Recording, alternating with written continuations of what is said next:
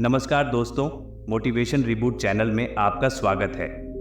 गौतम बुद्ध की यह कहानी उन लोगों के लिए है जिनको ऐसा लगता है कि हमेशा उनके साथ ही बुरा क्यों होता है। ऐसी सोच छोड़कर हमें भगवान पर भरोसा रखना चाहिए और याद रखना चाहिए कि हमारी जिंदगी में जो होता है वो अच्छे के लिए ही होता है। एक बार गौतम बुद्ध और उनके कुछ शिष्य पेड़ के नीचे बैठकर मेडिटेशन कर रहे थे। तभी वहां एक लड़का रोते हुए आया और वह बुद्ध के पैरों में गिर गया और बोला, हे बुद्ध, मैं बहुत परेशान हूँ। ऐसा लगता है सभी मुसीबतों का पहाड़ मेरे ऊपर टूट पड़ा हो।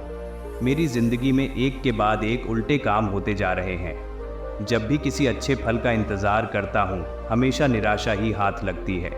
मैं इस जिंदगी से बहुत तंग आ गया हूँ। गौतम बुद्ध ने उस युवक की बात ध्यान से सुनी और बोले, मैं समझ सकता हूं कि तुम बहुत परेशान हो। तुम्हें एक के बाद एक निराशा ही हाथ लग रही है, परंतु इसका मतलब ये नहीं कि तुम कुछ गलत कर रहे हो। जो हो रहा है वो तो ईश्वर की मर्जी से हो रहा है और जो आगे होगा वो भी ईश्वर की मर्जी से होगा। भगवान पर भरोसा रखो, वे हमेशा तुम्हारे लिए जो उचित होगा वही करेंगे। चलो मैं इस बात को एक कहानी के माध्यम से तुम्हें समझाता हूँ। एक गांव में एक बूढ़ा आदमी रहता था जो गरीब था, लेकिन उसके पास एक बहुत अच्छा सुंदर सफ़ेद घोड़ा था। घोड़े की वजह से कई लोग बूढ़े आदमी से जलते थे। एक दिन राजा ने उस घोड़े को देखा और अपने मंत्री को घोड़ा खरीदने के लिए भेजा। मंत्री बूढ़े आदमी के घर आया और घोड़े के लिए बहुत अच्छी कीमत देने की बात की, लेकिन बूढ़े आदमी ने घोड़ा देने से इनकार कर दिया और कहा, यह मेरे लिए सिर्फ एक घोड़ा नहीं है, वह परिवार के सदस्य की तरह है, मेरे अच्छे दोस्त की तरह है। क्या आप परिवार के किसी सदस्य या मित्र को बेच सकते हैं? कुछ दिनों के बाद बूढ़ा आदमी घोड़े की जांच करने के लिए गोदाम गया और देखा कि घोड़ा वहां नहीं था। ये खबर तेजी से पूरे गांव में फैल गई। पूरा गांव बूढ़े आदमी के घर के बाहर इकट्ठा हो गया। गांव वालों ने कहा, तुम मूर्ख हो, बहुत से लोगों को वह घोड़ा चाहिए था। सब जानते थे कि किसी दिन यह घोड़ा चोरी हो जाएगा। तुम उस घोड़े को राजा को बेच सकते थे। बूढ़े आदमी ने जवाब दिया, केवल सच्चाई यह है कि घोड़ा गोदाम में नहीं है। आप ये कैसे कह सकते हैं कि घोड़ा चोरी ही हुआ है? आप कैसे जानते हैं कि यह एक दुर्भाग्य है या आशीर्वाद? गांव के लोग उसका मजाक बनाकर वहां से चले गए। कुछ दिनों के बाद सफ़ेद घोड़ा जंगल से वापस आया और उसके साथ अन्य जंगली घोड़े भी आए जो बूढ़े आदमी के घोड़े की तरह सुंदर थे। फिर से ग्रामीण उनके घर पर इकट्ठा हुए और कहा, आप सही थे, जब आपका घोड़ा गायब हो गया तो यह कोई दुर्भाग्य नहीं था, बल्कि एक आशीर्वाद था।